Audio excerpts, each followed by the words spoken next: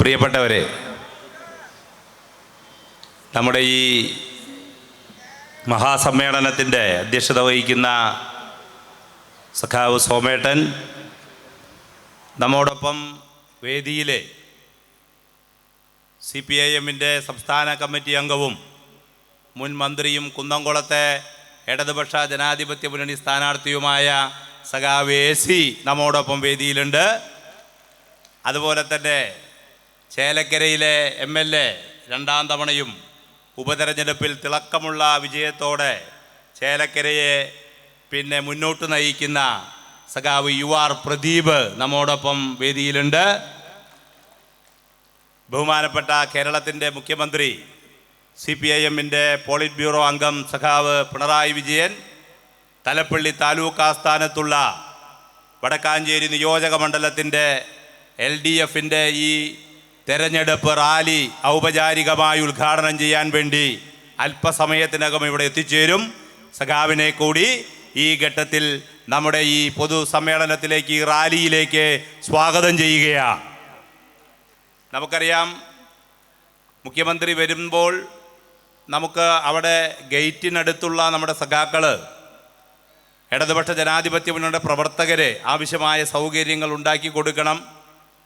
വടക്കാഞ്ചേരി ടൗണിലുള്ള സ്ഥലപരിമിതിയാണ് നമുക്കിത്തരത്തിലുള്ള ഒരു റാലി സംഘടിപ്പിക്കാൻ ഉതകുന്ന അളവിലുള്ള ഒരു സ്ഥലം ആ രീതിയിൽ ലഭിക്കായിക കൂടി ചേർന്നതാണ് എന്നതുകൊണ്ട് ഇപ്പോൾ റോഡിൻ്റെ ഇരു സൈഡിലും ഉള്ള എല്ലാ പ്രവർത്തകരും മുഖ്യമന്ത്രി നമ്മുടെ ഈ വേദിയിലേക്ക് പ്രവേശിക്കുന്നതോടുകൂടി ഈ മൈതാനത്തേക്ക് പ്രവേശിക്കണം, ഈ ഒഴിഞ്ഞുകിടക്കുന്ന സ്ഥലത്തേക്ക് കടന്നു വരേണ്ടതുണ്ട് എന്നുകൂടി ഈ ഘട്ടത്തിൽ അറിയിക്കുകയാണ്.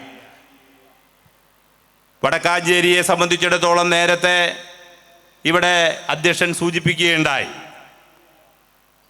കേരളത്തിൽ സമാനതകളില്ലാത്ത വികസന പ്രവർത്തനങ്ങൾക്കാണ് ഒന്നും രണ്ടും ഇടതുപക്ഷ ജനാധിപത്യ മുന്നണി ഗവൺമെൻറ് നേതൃത്വം നൽകിയത്. സമാനതകളില്ലാത്തത് എന്ന് ഒരുപക്ഷെ ഇന്ന് പലരും അംഗീകരിക്കാൻ വിമുഖത കാണിക്കുന്നുണ്ടെങ്കിലും കേരളത്തിലെ ബഹുജനങ്ങളാകെ സമാനതകളില്ലാത്ത വികസനമാണ് കേരളത്തിൽ നടക്കുന്നത് എന്ന് അംഗീകരിച്ചു കഴിഞ്ഞിട്ടുണ്ട്. ആ വികസന പ്രവർത്തനങ്ങളോടൊപ്പം ഒരുപക്ഷെ ചേലക്കരയും കുന്നംകുളവും ഒക്കെ തന്നെ 2016 മുതൽ ആ വികസന പ്രവർത്തനങ്ങളോടൊപ്പം സഞ്ചരിക്കാൻ അവസരം കിട്ടിയ നിയോജക മണ്ഡലങ്ങളാണ് ഇടതുപക്ഷ ജനാധിപത്യ മുന്നണിക്കൊപ്പം. എന്നാൽ നമുക്ക് രണ്ടാം ഇടതുപക്ഷ ജനാധിപത്യ മുന്നണി ഗവൺമെൻറ്റിൻ്റെ കാലത്താണ് വടക്കാഞ്ചേരി നിയോജക മണ്ഡലത്തെ ഇടതുപക്ഷത്തിൻ്റെതായി നമുക്ക് മുന്നോട്ട് വയ്ക്കാൻ വേണ്ടി കഴിഞ്ഞത്. തീർച്ചയായും ആ കാലയളവാണ് കഴിഞ്ഞ 5 കൊല്ലക്കാലം. ഈ കാലയളവിനകത്ത് ഒരുപക്ഷെ സംസ്ഥാനത്താകെ നടന്ന പ്രവർത്തനങ്ങളോടൊപ്പം എത്താൻ വടക്കാഞ്ചേരി നിയോജക മണ്ഡലത്തിനകത്ത് കഴിഞ്ഞു എന്നുള്ളത് തന്നെയാണ് നമുക്ക് ഈ ഘട്ടത്തിൽ ഉയർത്തി കാണിക്കാനുള്ള പ്രധാനപ്പെട്ട നേട്ടം. നമുക്കറിയാം, ലെവൽ ക്രോസ് ഇല്ലാത്ത കേരളം പദ്ധതിയുടെ ഭാഗമായി നമ്മുടെ സംസ്ഥാനത്ത് ഒട്ടേറെ മേൽപ്പാലങ്ങൾ നിർമ്മാണ പ്രവർത്തനങ്ങൾ ആരംഭിക്കുകയും പൂർത്തിയാക്കുകയും ചെയ്തു. വടക്കാഞ്ചേരിയെ സംബന്ധിച്ചിടത്തോളം ഇപ്പോൾ 4 റെയിൽവേ മേൽപ്പാലങ്ങളാണ് വിവിധ സ്റ്റേജുകളിലായി നിൽക്കുന്നത്. അതിൽ നമുക്കറിയാം, ആട്ടൂര് വേലിക്കുട്ടി റെയിൽവേ ഗേറ്റിലുള്ള മേൽപ്പാലത്തിൻ്റെ നിർമ്മാണം ആരംഭിച്ചു കഴിഞ്ഞിരിക്കുന്നു എന്നുള്ളതാണ്. മറ്റൊന്ന് മാരാത്തുകുന്ന് റെയിൽവേ മേൽപ്പാലമാണ്. മറ്റൊന്ന് അമല, സമാന്തര മേൽപ്പാലമാണ്. ഇവിടെ നമ്മുടെ വടക്കാഞ്ചേരി ബൈപ്പാസിനോടനുബന്ധിച്ചുള്ള റെയിൽവേ മേൽപ്പാലം, കാട്ടിലെ ഗേറ്റ്, അകമല പട്ടാണിക്കാട്ടിലേക്ക് പോകുന്നിടത്താണ് ആ മേൽപ്പാലം വരുന്നത്. ഇന്നൊരു വിവരം കൂടി ഈ പൊതുസമ്മേളനത്തെ അറിയിക്കുകയാണ്. ആ റെയിൽവേ മേൽപ്പാലത്തിൻ്റെ നിർമ്മാണ പ്രവർത്തനം കേരയിൽ കോർപ്പറേഷനെ ഏൽപ്പിക്കുകയാണെങ്കിൽ അതുമായി ബന്ധപ്പെട്ട അനുമതി വേഗതയിലാക്കാമെന്ന റെയിൽവേയുടെ നിർദ്ദേശമനുസരിച്ച് നിയമസഭയ്ക്കകത്ത് ആ കാര്യം ഉന്നയിക്കുകയും ഇന്ന് ആ മേൽപ്പാല നിർമ്മാണം കേരയിൽ കോർപ്പറേഷനെ ഏൽപ്പിക്കുന്നതിന് വേണ്ടിയുള്ള ഓർഡർ ഇറങ്ങി എന്ന വിവരം കൂടി ഈ ഘട്ടത്തിൽ അറിയിക്കുകയാണ്. ആ ഓർഡർ കേരയിൽ കോർപ്പറേഷൻ്റെ ഉദ്യോഗസ്ഥന്മാർ നമ്മെ വിളിച്ചറിയിച്ചിട്ടുണ്ട്. വടക്കാഞ്ചേരി ബൈപ്പാസ് ഭൂമി ഏറ്റെടുക്കൽ നടപടിക്ക് വേണ്ടി കിഫ്ബി നമുക്ക് 14.5 കോടി രൂപ അനുവദിച്ചിട്ടുണ്ട്. അതിൽ 13 ലക്ഷം രൂപയ്ക്ക് കല്ലിടൽ നടപടികളുടെ ടെൻഡർ നടപടികൾ പൂർത്തിയാക്കി അതിൻ്റെ പ്രവർത്തനം ആരംഭിച്ചിരിക്കുന്നു. ഞാൻ പറയാൻ ശ്രമിച്ചത് തൃശ്ശൂർ മെഡിക്കൽ കോളേജിലെ 10 ലക്ഷം സ്ക്വയർ ഫീറ്റ് കെട്ടിട നിർമ്മാണം നടന്നുകൊണ്ടിരിക്കുകയാണ്. അവിടെ 150 കോടി രൂപയുടെ ഉപകരണങ്ങൾ വാങ്ങാൻ വേണ്ടിയുള്ള ലിസ്റ്റാണ് കിഫ്ബിക്ക് സമർപ്പിച്ചിട്ടുള്ളത്. ഞാൻ ഈ 2 കാര്യങ്ങൾ സൂചിപ്പിച്ചത് കേരളത്തിലെ ഇടതുപക്ഷ ജനാധിപത്യ മുന്നണി ഗവൺമെന്റ് തുടരുകയും കിഫ്ബി പദ്ധതി ഉപയോഗപ്പെടുത്തിക്കൊണ്ട് ഈ പ്രവർത്തനങ്ങൾ മുന്നോട്ട് പോവുകയും ചെയ്യുന്ന സാഹചര്യത്തിലാണ് നമുക്ക് ഈ വികസന പ്രവർത്തനങ്ങളുടെ തുടർച്ച മുന്നോട്ട് കൊണ്ടുപോകാൻ വേണ്ടി കഴിയുക എന്ന് സൂചിപ്പിക്കാൻ വേണ്ടിയാണ്. നോക്കുക, പട്ടയ മിഷൻ ഈ ഗവൺമെന്റിന്റെ ഒരു പൊതു പദ്ധതിയാണ്, ഒരു പ്രോഗ്രാമാണ്.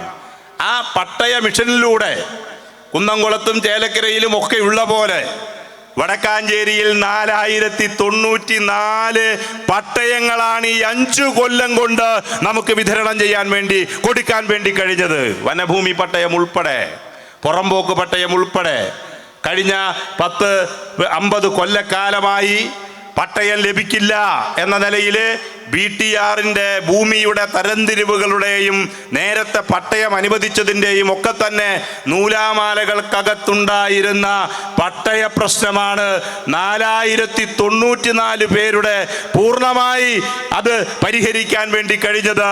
300ഓളം പേർ ഒരിക്കലും പട്ടയം കിട്ടില്ല എന്ന ധാരണയിൽ ഇരുന്നവർക്കാണ് ആ പ്രശ്നത്തിൽ പരിഹാരമുണ്ടാക്കിയത്. ഞാൻ നേരത്തെ വികസന കാര്യത്തിൽ വളരെ പെട്ടെന്ന് പട്ടയ പ്രശ്നത്തിലേക്ക് വരാൻ കാരണം നമുക്കറിയാം, അവനവൻ താമസിക്കുന്ന വീട് നിൽക്കുന്ന ഭൂമി തൻ്റെ സ്വന്തമാണ് എന്ന് പ്രഖ്യാപിക്കാനും തൻ്റേതായി അത് പ്രയോജനപ്പെടുത്താനും കഴിയണമെങ്കിൽ പട്ടയമുണ്ടാകണം. ഒരു ലോൺ എടുക്കണമെങ്കിൽ, ഒരു വീട് വയ്ക്കണമെങ്കിൽ, മറ്റാവശ്യങ്ങൾ നിർവഹിക്കണമെങ്കിൽ.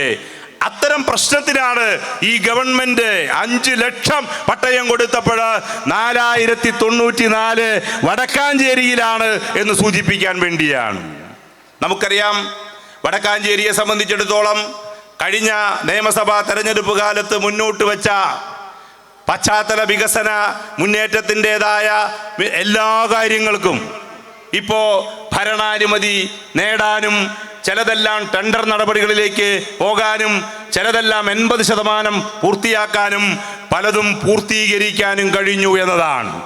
1279 കോടി രൂപയുടെ വികസന പ്രവർത്തനങ്ങളെ കുറിച്ച് ഞങ്ങൾ അക്കമിട്ട് പൊതുജനങ്ങൾക്ക് മുന്നിൽ അവതരിപ്പിക്കുമ്പോൾ അവ കഴിഞ്ഞ തെരഞ്ഞെടുപ്പ് കാലത്ത് വടക്കാഞ്ചേരിയുടെ വികസനാവശ്യങ്ങൾ എന്ന നിലയ്ക്ക് ജനങ്ങൾക്ക് മുന്നിൽ നാം വെച്ച വളരെ പ്രധാനപ്പെട്ട പല പദ്ധതികളുമായിരുന്നു.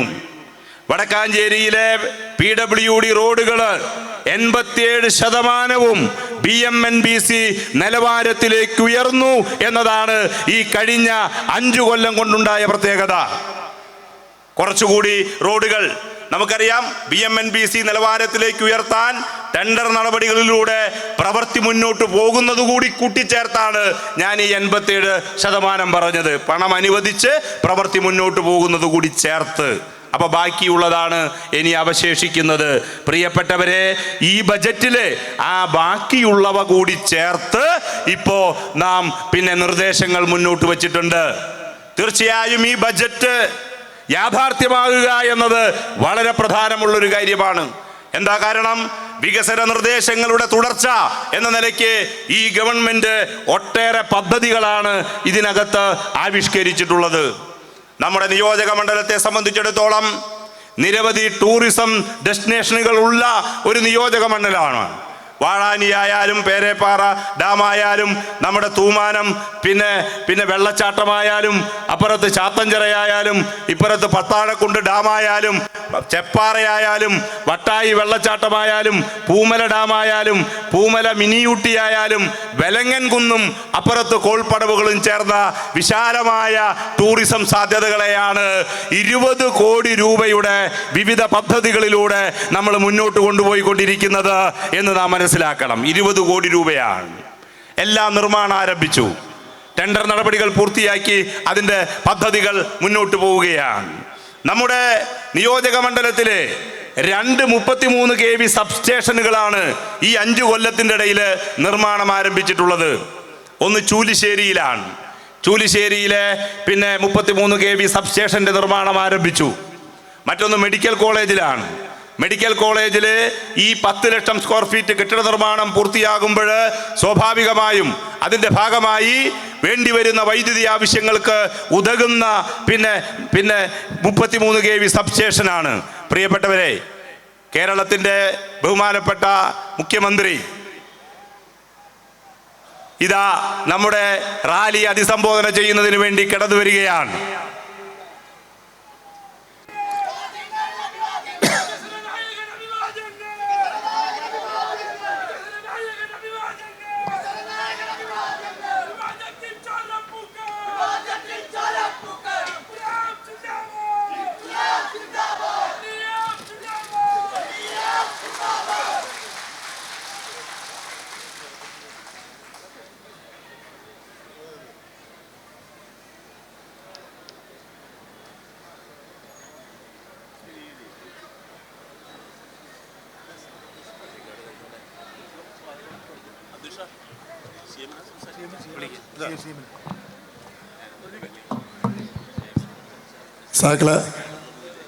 സഖാവ് നമ്മുടെ മുഖ്യമന്ത്രി അടുത്ത ഒരു പൊതുയോഗത്തിലും കൂടി പങ്കെടുക്കേണ്ടതുള്ളത് കൊണ്ട് സഖാവിനെ ഉദ്ഘാടന പ്രസംഗത്തിന് വേണ്ടി ക്ഷണിച്ചുകൊള്ളുന്നു.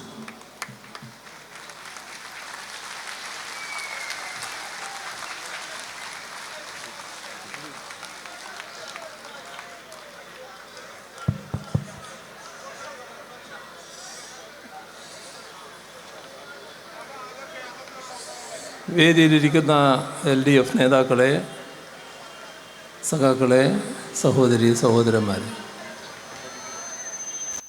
നിയമസഭാ തെരഞ്ഞെടുപ്പിൻ്റെ ഏറ്റവും പ്രധാനപ്പെട്ട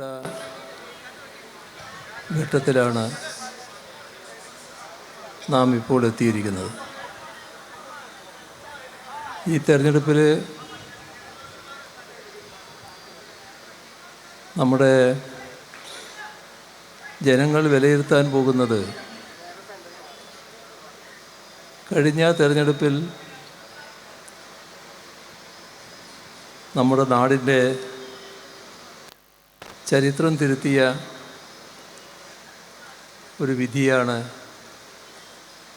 ജനങ്ങൾ രേഖപ്പെടുത്തിയിരുന്നത്. അത് ശരിയായോ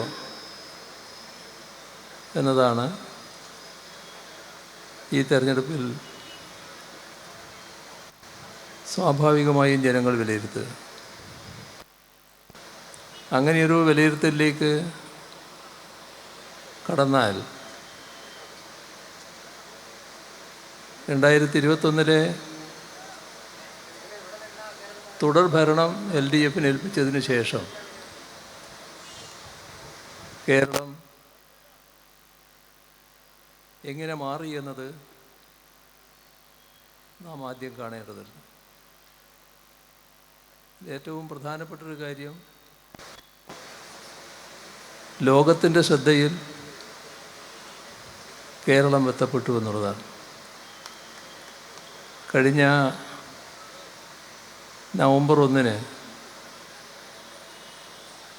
കേരളം അതിദാരിദ്ര്യമുക്തമായി എന്ന പ്രഖ്യാപനം നാം നടത്തിയപ്പോൾ ലോകം അത്ഭുതത്തോടെയാണത് കേട്ടത്. കാരണം ലോകരാഷ്ട്രങ്ങളിൽ അപൂർവം രാഷ്ട്രങ്ങൾ മാത്രമേ ഈ അതിദാരിദ്ര്യമുക്ത പദവി നേടിയിട്ടുള്ളൂ. അപ്പോൾ എങ്ങനെയാണ് കേരളത്തിന് ഇത് സാധ്യമായത് എന്നതാണ് അവരെ ലോകത്തെ ആശ്ചര്യപ്പെടുത്തിയത്. നമ്മുടെ രാജ്യത്തിൻ്റെ കാര്യം എടുത്താൽ,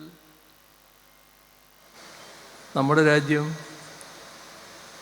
ഏറ്റവും കൂടുതൽ ദരിദ്രരുള്ളൊരു രാജ്യമാണ്. രാജ്യങ്ങളുടെ ഒരു പട്ടിക തയ്യാറാക്കിയാൽ അവസാനത്തെ ഭാഗത്താണ് നമ്മുടെ രാജ്യത്തിൻ്റെ പേര്, ദാരിദ്ര്യത്തിൻ്റെ ഭാഗമായിട്ട്. അത് കഴിഞ്ഞാൽ പിന്നെ വളരെ കുറച്ച് രാജ്യങ്ങളേ ഉള്ളൂ. അങ്ങനെ ഒരു രാജ്യത്ത് കേരളം പോലൊരു സംസ്ഥാനത്തിന് എങ്ങനെ അതിദാരിദ്ര്യമുക്തമാകാനായി?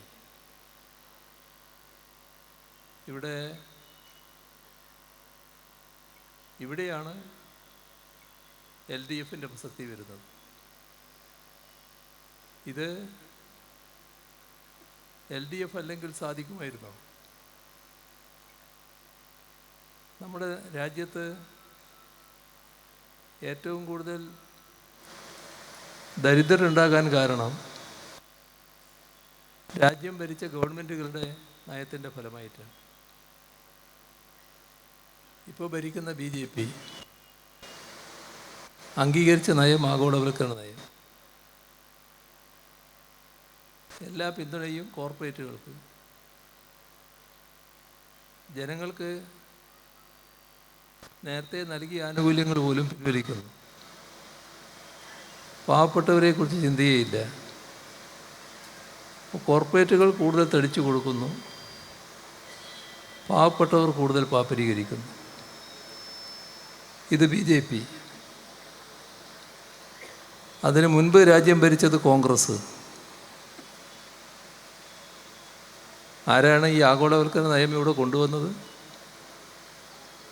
അത് കോൺഗ്രസിൻ്റെ സംഭാവനയാണ്. നരസിംഹറാവുവിൻ്റെ കാലത്താണ് ആഗോളവൽക്കരണ നയം അംഗീകരിക്കുന്നത്. കോർപ്പറേറ്റുകൾക്ക് പിന്തുണ നൽകുന്ന കാര്യത്തിൽ കോൺഗ്രസ് BJPയിൽ നിന്നൊരു വ്യത്യാസമില്ല. പാവപ്പെട്ടവരെ പാപ്പരീകരിക്കുന്ന കാര്യത്തിൽ കോൺഗ്രസും BJPയും വ്യത്യാസമില്ല. ഇതല്ലേ രാജ്യത്തിൻ്റെ അനുഭവം? നമ്മുടെ നാടിൻ്റെ അനുഭവം ഓർത്താൽ മതി. 2011 മുതൽ 2016 വരെ ഇവിടെ UDF ഗവൺമെൻറ് ആയിരുന്നല്ലോ. ആ കാലത്ത് രാജ്യത്ത് 2 ഗവൺമെൻറ്റുകളുണ്ടായി. ആദ്യം മൻമോഹൻ സിംഗിൻ്റെ ഗവൺമെൻറ്, പിന്നെ നരേന്ദ്രമോദിയുടെ ഗവൺമെൻറ്. കോൺഗ്രസും BJPയും, ഇവിടെ UDFും. ഈ 3 ഗവൺമെൻറ്റുകളും ഒരേ നയമായിരുന്നു. അതിൻ്റെ കെടുതിയാണ് ആ കാലത്ത് നാം അനുഭവിച്ചത്.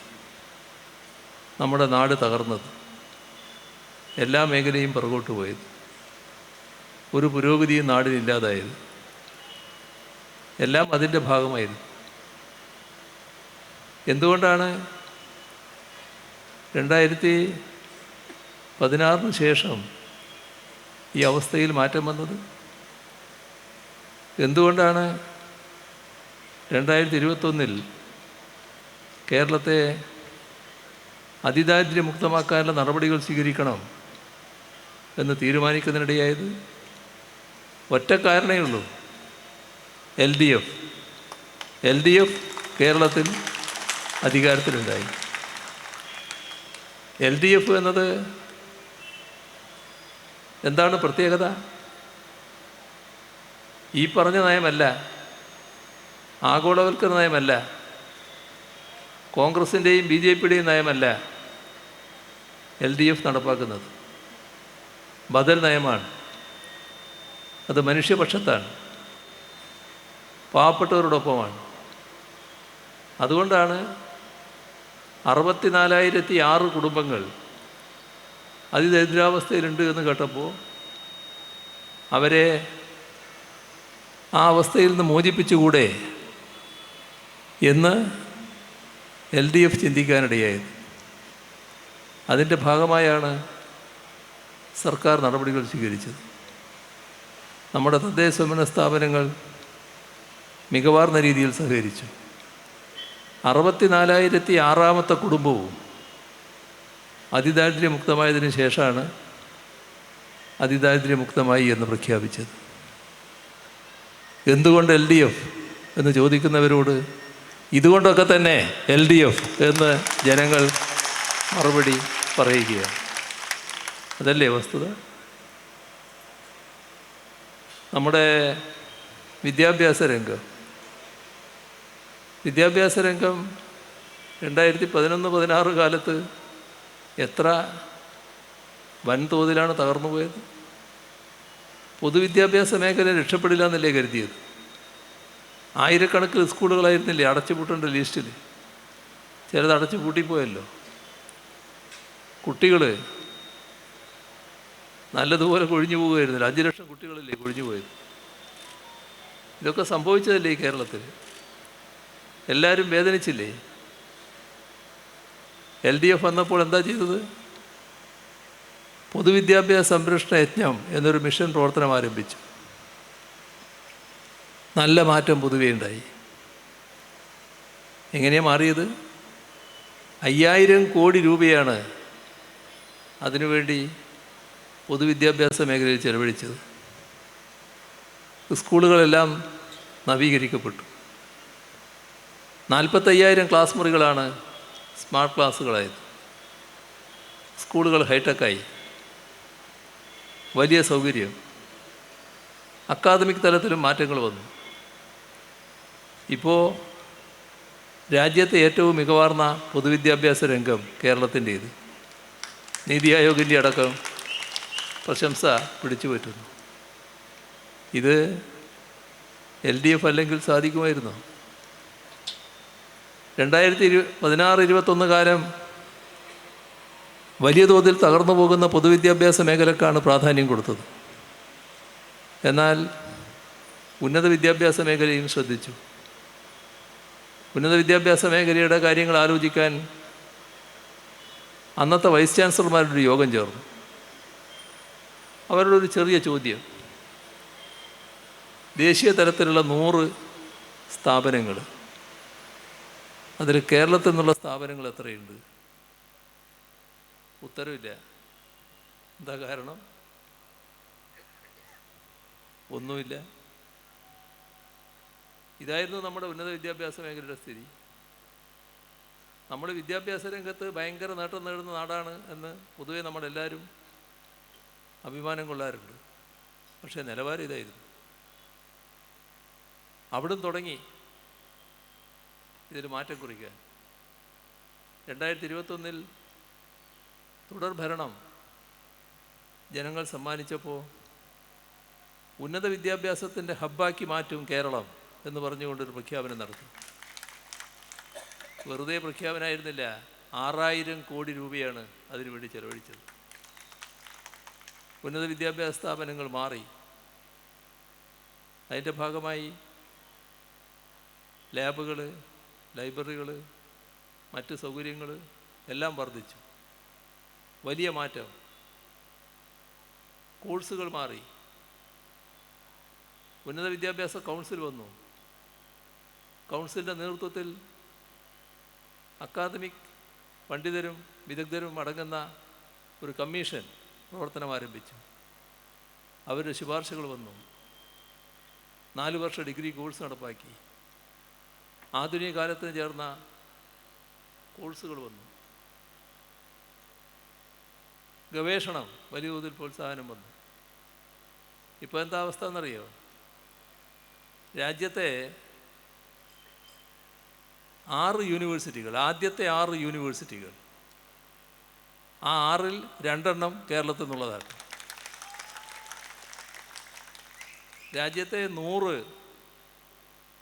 കോളേജുകൾ, അതിൽ 18 ഈ കേരളത്തിൽ നിന്നുള്ളതാണ്. മാറിയില്ലേ? മാറ്റം വന്നില്ലേ? നമ്മുടെ യുവത പൊതുവെ ആഗ്രഹിക്കുന്നത് നല്ല നിലവാരമുള്ള ഉന്നത വിദ്യാഭ്യാസ സ്ഥാപനങ്ങളിലെ കോഴ്സുകളാണ്. ഇപ്പോൾ മത്സരാധിഷ്ഠിത ലോകമാണല്ലോ. മത്സരിക്കേണ്ടത് വികസിത രാഷ്ട്രങ്ങളിലെ യുവതയുമായിട്ടാണ്. അപ്പോൾ അതിനനുസരിച്ചുള്ള യോഗ്യത ഇവർക്ക് സമ്പാദിക്കണം.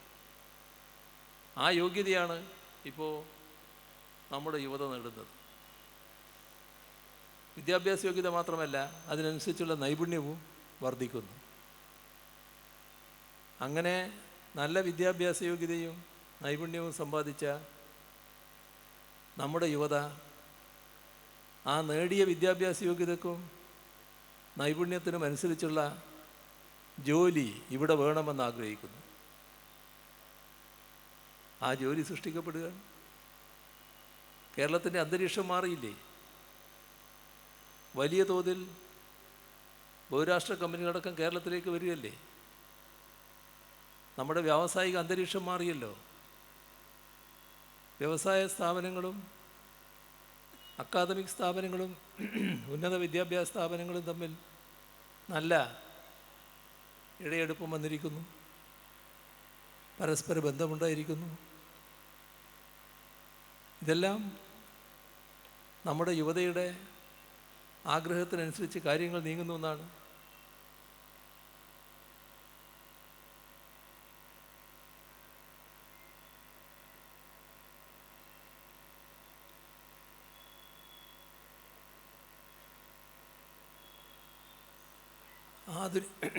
ആധുനിക കാലത്തെ നമ്മുടെ യുവതി ആഗ്രഹിക്കുന്ന സൗകര്യങ്ങളുണ്ട്. ആ സൗകര്യങ്ങൾ ഒരുങ്ങുന്ന നാടായി കേരളം മാറിക്കൊണ്ടിരിക്കുകയാണ്. ഇതൊക്കെ LDF അധികാരത്തിലുണ്ടായതുകൊണ്ട് സംഭവിച്ചതല്ലേ? LDF അല്ലെങ്കിൽ സംഭവിക്കുമായിരുന്നോ? 2021 LDFന് തുടർഭരണം ഏൽപ്പിച്ചതിൻ്റെ ഭാഗമായല്ലേ ഇത്തരം മാറ്റങ്ങൾ ഉണ്ടായത്?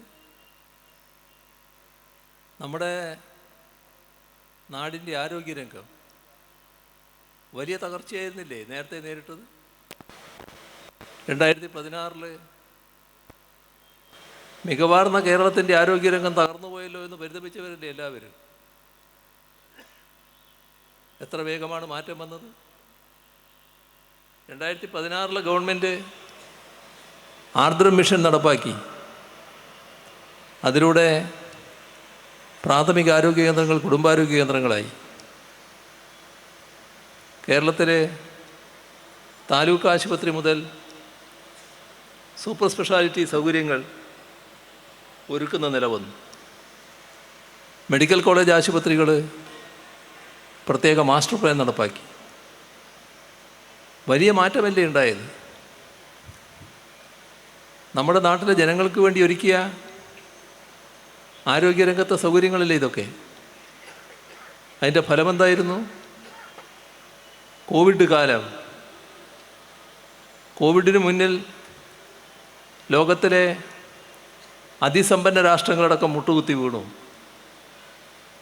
പക്ഷേ നമ്മൾ ആ ഘട്ടത്തിലും തലയുയർത്തി നിന്നു.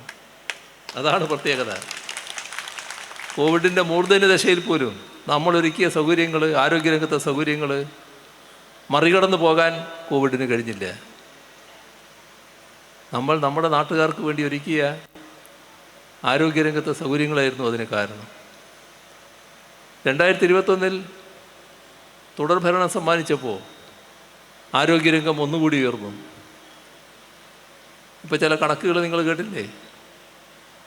ലോകത്ത് നവജാത ശിശുമരണ നിരക്ക് അമേരിക്കയിൽ 5.6, കേരളത്തിലോ 5 എന്ന് പറഞ്ഞാൽ അമേരിക്കയെ കേരളം കവച്ചു വെച്ചിരിക്കുന്നു. ഇതൊക്കെ LDF ആയതുകൊണ്ട് നടന്നതല്ലേ? നാടിനോട് പ്രതിബദ്ധതയുടെ ഒരു മുന്നണി ആയതുകൊണ്ടല്ലേ ഈ മാറ്റങ്ങൾ ഉണ്ടായത്? ഇവിടെ 2016 മുൻപ് നമ്മുടെ കേരളം വ്യവസായ മേഖലയിൽ ഒരു നിക്ഷേപ സൗഹൃദ നാടാവുക എന്നത് ആർക്കെങ്കിലും സങ്കല്പിക്കാൻ കഴിയുന്ന കാര്യമായിരുന്നു? നമ്മൾ രാജ്യത്തെ സംസ്ഥാനങ്ങളെ പട്ടികപ്പെടുത്തുമ്പോൾ നമ്മുടെ സ്ഥാനം 28ാമതായിരുന്നു. ആർക്കും ചിന്തിക്കാൻ കഴിയില്ല. പക്ഷേ ഗവൺമെൻറ്റിനൊരു ബാധ്യതയില്ലേ? നാടിനെ എങ്ങനെ പുരോഗതിയിലേക്ക് നയിക്കാൻ പറ്റുമെന്നല്ലേ ഗവൺമെൻറ് ആലോചിക്കേണ്ടത്? അതാണല്ലോ LDF സർക്കാർ ആലോചിച്ചത്. കേരളം പലതിലും ഒന്നാമതാണ്. എന്തുകൊണ്ട് ഇതിൽ നാം പുറകോട്ടാകുന്നു? ശ്രമിച്ചു നോക്കാമെന്ന് കണക്കാക്കി ശ്രമം ആരംഭിച്ചു. ഒരുപാട് നടപടികൾ 2016 ഗവൺമെൻറ് തന്നെ സ്വീകരിച്ചു. 10 നിയമങ്ങൾ ഭേദഗതി ചെയ്തു. 7 നിയമങ്ങൾ ഭേദഗതി ചെയ്തു, 10 ചട്ടങ്ങൾ ഭേദഗതി ചെയ്തു. നമ്മുടെ വ്യവസായ വകുപ്പ് മാത്രം മാറിയാൽ പോരായിരുന്നു. ഒരുപാട് വകുപ്പുകൾ ഇതുമായി ബന്ധപ്പെട്ട് കിടക്കുന്നുണ്ട്. അവരുടെ എല്ലാം മാനസിക ഘടന മാറണം. അതിനുള്ള ബോധവൽക്കരണം നടന്നു. മാനസിക ഘടനയിൽ മാറ്റം വന്നു. ഏറ്റവും വലിയ പ്രയാസം നിക്ഷേപം നടത്താൻ വേണ്ടി തയ്യാറായി വരുന്ന നിക്ഷേപകൻ അതിന് ശ്രമം ആരംഭിച്ചാൽ പിന്നെ വർഷങ്ങളെടുക്കും. അപ്പോഴേക്ക് ആൾ നിരാശനാവും.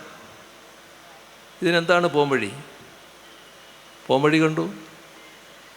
നിശ്ചിത നിക്ഷേപം. നിക്ഷേപകന് എല്ലാം ക്രമത്തിലാണെന്ന് ബോധ്യമുണ്ടോ? എങ്കിൽ അദ്ദേഹത്തിന് ആ പദ്ധതി ആരംഭിക്കാം. അപ്പോൾ ലൈസൻസോ അനുമതിയോ അതെല്ലാം 3 വർഷം കൊണ്ട് സമ്പാദിച്ചാൽ മതി. നിയമപ്രകാരം ആ സൗകര്യം ഉണ്ടാക്കി. ഇത്രയെല്ലാം ആകുമ്പോൾ 2021 തെരഞ്ഞെടുപ്പ് വന്നു. ജനങ്ങൾ LDFന് തുടർഭരണം സമ്മാനിച്ചു. എവിടെയാണോ തെരഞ്ഞെടുപ്പിന് മുൻപ് അവസാനിച്ചത് അവിടുന്ന് തെരഞ്ഞെടുപ്പിന് ശേഷം തുടങ്ങി. മാറ്റം വന്നില്ലേ? കേരളം ഇന്ത്യയിലെ നിക്ഷേപ സൗഹൃദ കാര്യങ്ങളിൽ 1-ാം സ്ഥാനം കേരളത്തിന്. ഒരു വർഷമല്ല, അടുത്ത വർഷവും. എന്താ ഇതിൻ്റെ അവസ്ഥ? ഇപ്പോൾ കൊച്ചിയിൽ നമ്മളൊരു നിക്ഷേപ സംഗമം നടത്തി. എല്ലാവരും അതിൽ പങ്കെടുത്തു. നിക്ഷേപകർ എത്രയാ വാഗ്ദത്തം? 2 ലക്ഷം കോടി രൂപ. അതിൽ വാഗ്ദത്തം മാത്രമല്ല, ചിലത് നടപ്പാക്കി തുടങ്ങി, നടപ്പാകുന്നു. ഇപ്പോൾ ദാവോസിലൊരു ആഗോള സമ്മിറ്റുണ്ട്. അതിൽ കേരളവും പോയി. കേരളത്തെ അന്വേഷിച്ച ആളുകൾ വന്നു. എത്രയാ വാഗ്ദത്തം? ലോകത്തിലെ വൻകിട ബഹുരാഷ്ട്ര കമ്പനികളടക്കം 1,18,000 കോടി രൂപയുടെ നിക്ഷേപം വാഗ്ദാനമായി വന്നിരിക്കുന്നു. കേരളം മാറുകയല്ലേ? ഈ മാറ്റം LDF ആയതുകൊണ്ടല്ലേ? അല്ലെങ്കിൽ ഈ മാറ്റം ഉണ്ടാകുമായിരുന്നോ? ഇപ്പോൾ നമ്മുടെ നാട് ഈ 10 വർഷം എത്ര ശാന്തം, എത്രമാത്രം സമാധാനപരമായി ജീവിതം നയിക്കാൻ കഴിയുന്നു. ഇങ്ങനെ ശാന്തിയും സമാധാനവും നിലനിൽക്കുന്ന മറ്റൊരിടം രാജ്യത്തുണ്ടോ? കേരളത്തിൽ ജീവിക്കാൻ കൊതിക്കുകയല്ലേ ആളുകൾ? അതല്ലേ നാടിൻ്റെ അവസ്ഥ? വർഗീയ സംഘർഷവും വർഗീയ കലാപവും ഇല്ലാത്തൊരു നാട്. കേരളത്തിൽ വർഗീയ സംഘടനകളില്ലേ? വലിയ സംഘടനകളുണ്ടല്ലോ. രാജ്യത്ത് ഏറ്റവും കരുത്തുറ്റ തങ്ങളുടെ സംഘടന കേരളത്തിലാണ് എന്ന് അഹങ്കരിക്കുന്ന വർഗീയ സംഘടന വരെ ഉണ്ടല്ലോ. പക്ഷെ അവർക്കാർക്കും തല പൊക്കാനാവില്ല. കാരണം തല പൊക്കിയാൽ, വർഗീയ സംഘർഷത്തിന് പുറപ്പെട്ടാൽ കർക്കശമായ നടപടി. അതാണ് കേരളത്തിൻ്റെ സമീപനം, LDFൻ്റെ സമീപനം. അതല്ലേ വസ്തുത? അതുകൊണ്ടല്ലേ വർഗീയ സംഘർഷവും കലാപവും ഒഴിവാക്കാൻ പറ്റിയത്? കേരളം വർഗീയ കലാപമില്ലാത്ത നാടായിരുന്നോ? ഏതെല്ലാം കലാപങ്ങൾ, എത്ര ജീവൻ അപഹരിക്കപ്പെട്ടു, എത്ര പേര് മാരകമായി പരിക്കേൽക്കേണ്ടി വന്നു, എന്തെല്ലാം സംഭവങ്ങൾ.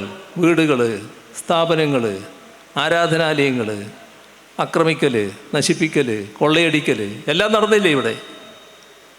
എല്ലാറ്റിനും പൂർണ്ണവിരാമം ഈ 10 വർഷം. അതാണ് LDF. LDFന് മാത്രമേ ആ ഒരു അവസ്ഥ സൃഷ്ടിക്കാനാകൂ. വർഗീയതയോട് വിട്ടുവീഴ്ചയില്ലാത്ത സമീപനം, മതനിരപേക്ഷത സംരക്ഷിക്കണമെന്ന ദൃഢമായ നില. അതിൻ്റെ ഭാഗമായല്ലേ ഇതെല്ലാം സംഭവിക്കുന്നു. നമ്മുടെ നാട് ഈ തരത്തിൽ വികാസം നേടി എന്ന് പറയുമ്പോൾ ഈ വികസനവും പുരോഗതിയും ഒരു നാട് ആർജിക്കേണ്ടത് സംസ്ഥാനം മാത്രം പങ്കുവഹിച്ചുകൊണ്ടല്ല, അതിൽ പങ്കുവഹിക്കാനുള്ള ബാധ്യത കേന്ദ്ര ഗവൺമെൻറ്റിനുമുണ്ട്. പക്ഷെ നമ്മുടെ നിർഭാഗ്യകരമായ അവസ്ഥയാണ്. കേരളത്തിൻ്റെ കാര്യത്തിൽ ഒരു പങ്കും വഹിക്കാൻ കേന്ദ്രം തയ്യാറല്ല. നമ്മളിവിടെ ഒട്ടേറെ ദുരന്തങ്ങൾ നേരിടേണ്ടി വന്ന നിർഭാഗ്യകരമായ ഒരവസ്ഥയുണ്ടായ നാടാണ്. 2018 നൂറ്റാണ്ടിലെ മഹാപ്രളയം, തൊട്ടു പിന്നാലെ ഉണ്ടായ അതിരൂക്ഷമായ കാലവർഷക്കെടുതി, അത് കഴിഞ്ഞൊന്ന് ശ്വാസം കഴിക്കാൻ നേരം കിട്ടുന്നതിന് മുൻപ് ലോകത്തെ വിറങ്ങലിപ്പിച്ച കോവിഡ് മഹാമാരി, അതിനെല്ലാം മുൻപ് ഓഖിയും നിപ്പയും എല്ലാം കൊണ്ട് കേരളത്തെ തകർത്തെറിയുകയും, നൂറ്റാണ്ടിലെ മഹാപ്രളയം വന്നപ്പോൾ നമ്മുടെ നാട് തകരുന്നുവെന്ന് കണ്ട് കേരളത്തെ സ്നേഹിക്കുന്നവരെല്ലാം വേദനിച്ചു. നമുക്ക് സഹായം വേണമായിരുന്നു. കേന്ദ്രം സഹായിക്കാൻ തയ്യാറായില്ല. ചില രാജ്യങ്ങൾ നമ്മെ സഹായിക്കാൻ മുന്നോട്ട് വന്നു. ഞങ്ങൾ സഹായം സ്വീകരിക്കില്ല എന്ന നിലപാട് കേന്ദ്ര ഗവൺമെൻറ്. ഇതെല്ലാം നമ്മൾ അനുഭവിച്ചതല്ലേ. എന്തുകൊണ്ടാണ് അങ്ങനെയൊരു മനോഭാവം വന്നത്? രാജ്യത്ത് മറ്റേതെങ്കിലും ഒരു സംസ്ഥാനത്ത് ഇത്തരം ദുരനുഭവം ഉണ്ടായിട്ടുണ്ടോ? നമുക്ക് മാത്രമാണല്ലോ ഈ ദുരനുഭവം ഉണ്ടായത്. ഇത് മാത്രമാണോ? ഏറ്റവും ഒടുവിൽ മുണ്ടക്കൈ ചൂരൽമല ദുരന്തം, എല്ലാവരും പ്രതീക്ഷിച്ചു സഹായമുണ്ടാകുമെന്ന്. ഒരു സഹായവും ഉണ്ടായില്ല.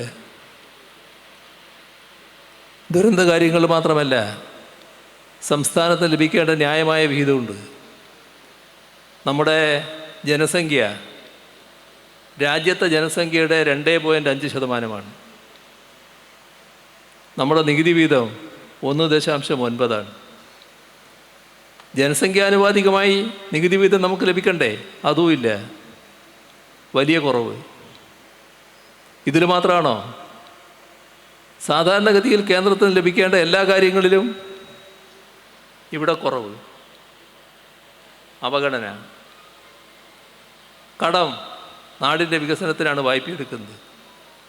വായ്പയെടുക്കുന്ന പണത്തിൽ 90%-ലധികം വികസന മൂലധന നിക്ഷേപമാണ്. അത് തന്നെ നാടിന് പിന്നെ വരുമാനമുണ്ടാക്കും. നമ്മളെ കാര്യത്തിൽ കടമെടുപ്പിന് അന്യായമായ ഇടപെടൽ കേന്ദ്ര ഗവൺമെൻറ്റിൻ്റെ ഭാഗത്തുനിന്ന്. പരിധി നിശ്ചയിച്ചു, അത് വെട്ടിക്കുറച്ചു. കിഫ്ബിയുടെ വായ്പ സംസ്ഥാനത്തിൻ്റെ കടമായിട്ട് പരിഗണിച്ച് അതും കുറച്ചു. കിഫ്ബിയെ പോലെ തന്നെയുള്ളതാണ് നാഷണൽ ഹൈവേ അതോറിറ്റി. അവരെടുക്കുന്ന കടത്തിന് കേന്ദ്ര ഗവൺമെൻറ് കടമായിട്ട് പരിഗണിക്കുന്നില്ല. എന്താ അങ്ങനെയെന്ന് ചോദിച്ചപ്പോൾ അതിന് മറുപടിയില്ല. എല്ലാം എന്ത് സമീപനം? കേരളം രക്ഷപ്പെടരുത്, കേരളം മുന്നോട്ട് പോകരുത്, കേരളം തകരട്ടെ, ആ ഒരു സമീപനം. ഇത്തരമൊരു സമീപനം കേന്ദ്ര ഗവൺമെൻറ് സ്വീകരിക്കുമ്പോൾ നമ്മുടെ സംസ്ഥാനത്തെ കോൺഗ്രസും UDF-ഉം സ്വീകരിച്ച നിലയെന്താ? 2016 വരെ ഈ കേരളം മാറി മാറി ഭരിച്ചവരല്ലേ അവർ? വിവിധ ഘട്ടങ്ങളിൽ കേരളത്തോടൊപ്പം നിന്നോ? അവർ കേരളത്തിന് താല്പര്യം സംരക്ഷിക്കാൻ ഇറങ്ങിയോ? കേന്ദ്ര ഗവൺമെൻറ് തെറ്റായ സമീപനം സ്വീകരിക്കുമ്പോൾ, നമുക്ക് അർഹതപ്പെട്ടത് നിഷേധിക്കുമ്പോൾ അരുത് എന്ന് പറയാൻ ഏതെങ്കിലും ഒരു പാർലമെൻറ്റ് മെമ്പർ പാർലമെൻറ്റിൽ തയ്യാറായോ? എന്താണ് അവർക്ക് പ്രശ്നം? BJP-യുടെ വിരോധം എങ്ങനെ അവരിലേക്കും സംക്രമിച്ചു? BJP-യുടെ വിരോധത്തിന് എന്താണ് കാരണം? BJP-ക്ക് വിരോധം RSS ആണ്. BJP-യുടെ നേതൃത്വം. RSS-നെയും BJP-യെയും കേരളം അംഗീകരിക്കുന്നില്ല. രാജ്യത്ത് പലയിടത്തും അവർക്ക് അംഗീകാരം കിട്ടിയിട്ടുണ്ട്. പക്ഷേ കേരളം ജാതിഭേദവും മതദ്വേഷവുമില്ലാതെ എല്ലാവരും സഹോദരന്മാരായി കഴിയുന്ന നാടാണ്. മതനിരപേക്ഷതയുടെ വിളനിലമാണിത്. ഇവിടെ RSS-നും BJP-ക്കും സ്വീകാര്യതയില്ല. ആ വിരോധം പകയായി, വിദ്വേഷമായി മാറുന്നു. അതിൻ്റെ ഭാഗമായി കേരളവും കേരളീയരും തകരട്ടെ എന്ന നിലപാട് BJP-യുടെ നിലപാടിൻ്റെ ഭാഗമായി കേന്ദ്ര ഗവൺമെൻറ് സ്വീകരിക്കുന്നു. എങ്ങനെയാണ് കോൺഗ്രസിലും UDF-ലും അത് സംക്രമിച്ചെത്തിയത്? കേന്ദ്ര ഗവൺമെൻറ് തെറ്റായ സമീപനത്തിനെതിരെ അക്ഷരം സംസാരിക്കാൻ തയ്യാറായോ? ഞങ്ങൾ വിവിധ പ്രക്ഷോഭം ഇതിനെതിരെ നടത്തേണ്ടി വന്നു. ആ ഘട്ടത്തിൽ കോൺഗ്രസിനെ UDF നേതാക്കളെയും ക്ഷണിച്ചു. ഇത് കേരളത്തിൻ്റെ പൊതുപ്രശ്നമാണല്ലോ, നമുക്ക് ഒന്നിച്ച് പ്രക്ഷോഭം നടത്താം. ഇല്ല, ഞങ്ങളില്ല. എന്താണ് അവർക്ക്? BJP-യുടെ മനസ്സിന് നേരിയ മുഷിച്ചൽ പോലും ഉണ്ടാകരുത് എന്ന നിർബന്ധം. ഇതല്ലേ ഉണ്ടായത്? ഇവരാഗ്രഹിച്ചത്, BJP ആഗ്രഹിച്ചത്, കോൺഗ്രസ് ആഗ്രഹിച്ചത്, UDF ആഗ്രഹിച്ചത് കേരളത്തിൻ്റെ തകർച്ച. നമുക്ക് തകരാൻ പറ്റുമായിരുന്നോ? നമുക്ക് അതിജീവിച്ചേ മതിയാകുമായിരുന്നുള്ളൂ. ആ അതിജീവനം നാം നടത്തി. ലോകവും രാജ്യവും അത്ഭുതാതരങ്ങളോടെ നോക്കിക്കാണുമാറുള്ള അതിശക്തമായ അതിജീവനം എങ്ങനെ സാധ്യമായി ഈ നാടിന് എന്ന് പലരും അത്ഭുതപ്പെട്ടു. നമുക്കതിൽ ആശ്ചര്യമില്ല. നാടും ജനങ്ങളും കാണിച്ച ഒരുമയും ഐക്യവും, അതിലൂടെയാണ് നാം ഇത് നേരിട്ടത്, അതിജീവനം നടത്തിയത്. അസാധ്യമായതൊന്നുമില്ല എന്ന നില ഈ ഒരുമയുടെയും ഐക്യത്തിൻ്റെയും ഭാഗമായി നമുക്കുണ്ടായി. ഇതാണ് നമ്മുടെ അനുഭവം. ഞങ്ങൾ എല്ലാ ഘട്ടത്തിലും ജനങ്ങളുടെ ക്ഷേമവും നാടിൻ്റെ മുന്നേറ്റവുമാണ് കണക്കാക്കിയിട്ടുള്ളത്. അതിൻ്റെ ഭാഗമായി ജനങ്ങളെ വിശ്വാസത്തിലെടുത്തുകൊണ്ടുള്ള പ്രവർത്തനങ്ങളാണ് ഞങ്ങൾ നടത്തിയിട്ടുള്ളത്. ജനങ്ങൾ ഞങ്ങളെ വിശ്വസിച്ചിട്ടുണ്ട്, ജനങ്ങളെ ഞങ്ങൾ പൂർണ്ണമായും വിശ്വസിച്ചിട്ടുണ്ട്. ഇപ്പോൾ ഈ തെരഞ്ഞെടുപ്പിലും അതേ നിലപാട് തന്നെയാണ്, അതേ നിലപാടോടുകൂടി തന്നെയാണ് തെരഞ്ഞെടുപ്പിനെ ഞങ്ങൾ നേരിടുന്നത്. ജനങ്ങൾക്ക് ഈ സ്വീകരിച്ച എല്ലാ കാര്യങ്ങളോടും പൂർണ്ണമായ സഹകരണമുണ്ട്, അതിനെല്ലാം പിന്തുണയുണ്ടായിട്ടുണ്ട്, ഇനിയും നല്ല പിന്തുണയുണ്ടാകും എന്ന് തന്നെയാണ് ഞങ്ങൾ പ്രതീക്ഷിക്കുന്നത്. അതിൻ്റെ ഭാഗമായി ഞങ്ങൾ ഇവിടെ നിർത്തിയിട്ടുള്ള സ്ഥാനാർത്ഥികൾ ഇപ്പോൾ 3 പേരാണ് ഈ വേദിയിലുള്ളത്. ആരെയും ഞാൻ പ്രത്യേകം പരിചയപ്പെടുത്തേണ്ട കാര്യമില്ല. ഇവിടുത്തെ സേവ്യർ, കുന്നംകുളത്ത് AC മൊയ്തീൻ, നമ്മുടെ പ്രദീപ് ചേലക്കര, ഇവരെല്ലാം നല്ല നിലയിൽ കാര്യങ്ങൾ നടത്തിയതാണ്. എല്ലാവരെക്കുറിച്ചും നിങ്ങൾക്ക് നല്ലതുപോലെ അറിയാം. AC മൊയ്തീൻ ഒരു ഘട്ടത്തിൽ മികവാർന്ന രീതിയിൽ കേരള മന്ത്രിസഭയിൽ പ്രവർത്തിച്ചയാളാണ്. എല്ലാവരെയും വലിയ ഭൂരിപക്ഷത്തോടെ വിജയിപ്പിച്ച് നിയമസഭയിലേക്ക് അയക്കുക എന്നഭ്യർത്ഥിച്ചുകൊണ്ട് അവസാനിപ്പിക്കുന്നു. നിങ്ങൾക്കെൻ്റെ അഭിവാദ്യങ്ങൾ.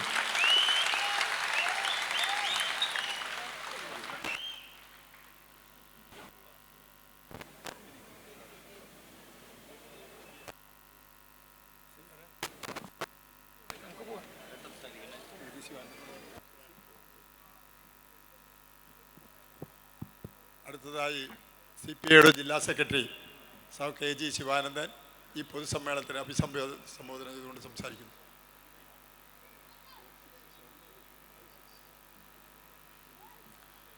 പ്രിയമുള്ളവരെ, പ്രൗഢോജ്വലമായ ഒരു പ്രസംഗം